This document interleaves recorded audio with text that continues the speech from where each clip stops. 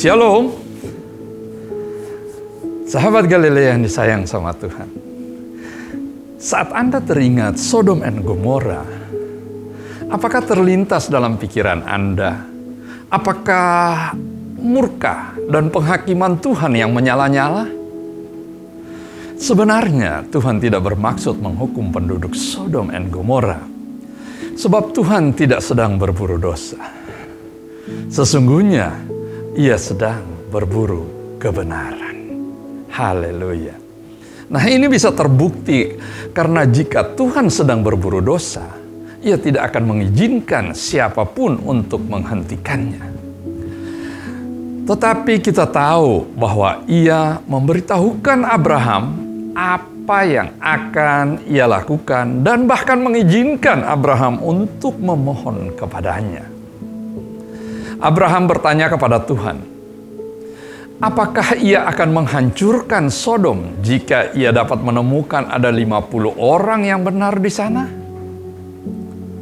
Tuhan berfirman di dalam Kejadian 18 ayat 26-32. Jika kudapati 50 orang benar dalam kota Sodom, aku akan mengampuni seluruh tempat itu karena mereka. Kemudian Abraham bertanya lagi kepada Tuhan, apakah ia akan menghancurkan kota itu jika ada 45 orang benar di sana? Dan selanjutnya dia akan bertanya, jika ada 40 orang benar di sana, ada 35 orang benar di sana, dan seterusnya.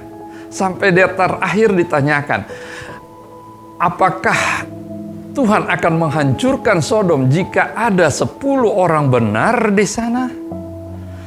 Dan setiap kali Abraham bertanya, Tuhan menjawab, Ia tidak akan menghancurkan tempat itu demi orang-orang benar.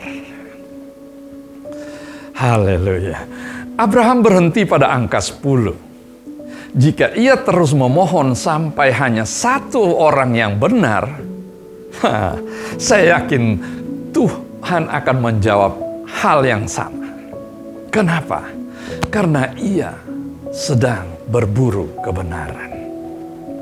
Di dalam 1 Tesalonika 5 ayat 9, karena Allah tidak menetapkan kita untuk ditimpa murka, tetapi untuk memperoleh keselamatan oleh Yesus Kristus Tuhan kita. Sekarang kita tahu isi hatinya Tuhan. Bahwa sesungguhnya Tuhan tidak bermaksud untuk menghancurkan kota Sodom dan Gomora.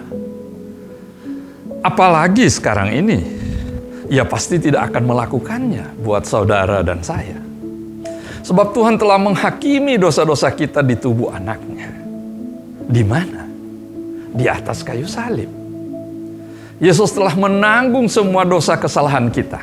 Yesus menghabiskan seluruh penghakiman Tuhan yang menyala-nyala sehingga tidak ada lagi murka Tuhan yang menyala-nyala yang tersisa untuk kita. Hari ini Tuhan tidak sedang menghakimi dosa-dosa kita karena Ia telah menemukan kebenaran dalam diri seorang manusia. Wow, siapa dia? Dialah Kristus Yesus. Jadi jangan biarkan seorang pun memberitahukan Anda bahwa Yesus menghakimi Anda karena dosa-dosa Anda. Dan Tuhan menghukum Anda dengan penyakit kanker, dengan kecelakaan mobil, atau dengan kegagalan dalam berbisnis, kebangkrutan, dan lain sebagainya. Tidak, Tuhan tidak adil jika Ia menghukum dosa-dosa yang sama 2 kali. Dalam tubuh Yesus, kemudian dalam diri Anda. Kita harus tahu kebenaran ini. Dia telah mati di atas kayu salib, menanggung semua dosa dan kesalahan kita, serta penyakit kita juga. Dan segala kutuk telah ditanggung di atas kayu salib. Sehingga hari ini, tidak boleh ada lagi penyakit dan kutuk yang bisa datang di dalam hidup saudara dan saya. Tetapi kita akan selalu sehat, berbahagia, dan diberkati dengan berkat-Nya yang berlimpah. Sahabat Galilea yang terkasih, saya ingin menegaskan kembali kepada saudara bahwa Tuhan tidak bermaksud menghakimi Anda, tetapi memberkati Anda hari ini, bukan karena Anda layak menerimanya, melainkan karena Yesus sudah dihakimi dan dihukum menggantikan Anda. Tuhan Yesus memberkati. Mari kita berdoa. Terima kasih Tuhan, untuk karya yang sempurna yang telah Engkau lakukan di atas kayu salib bagi kami semua anak-anak yang Engkau kasihi. Engkau telah menanggung semua dosa kesalahan kami, segala sakit penyakit kami, segala kutuk di atas kayu salib. Sebab ada tertulis, terkutuklah orang yang digantung di kayu salib.